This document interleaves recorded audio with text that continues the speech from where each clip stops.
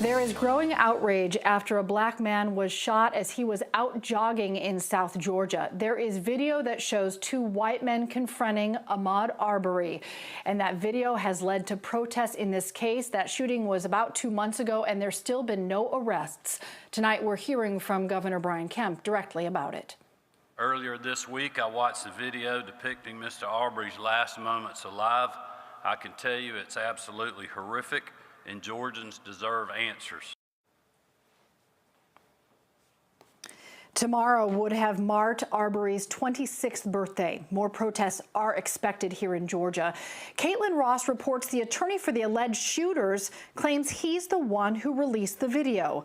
And we want to warn you, it is very disturbing. Alan Tucker, an attorney based in Brunswick, Georgia, says he's the one who first anonymously released the video of Ahmaud Arbery being shot and killed while out for a jog.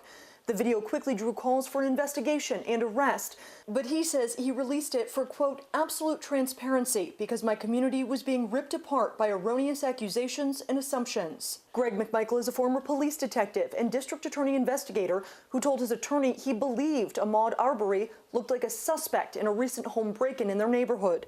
In the video posted online, you can see his son Travis fight with Ahmaud before the gun goes off.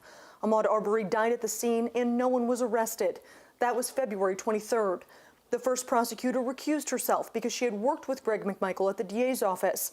The second eventually recused himself as well, but not before writing a detailed letter to the police department about why he did not think charging the McMichaels was appropriate.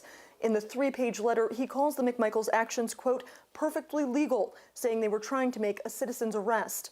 Our legal expert, Latonia Hines, says nearly 60 days after Arbery's death, it will be a difficult case. Everything seems very murky now.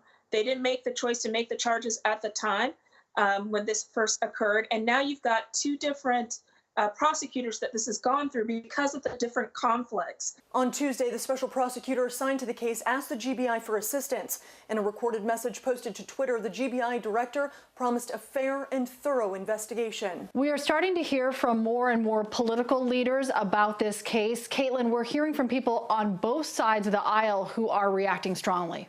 Yes, Governor Brian Kemp and Stacey Abrams have both weighed in on the case. At 6, we're talking about those growing calls for concern.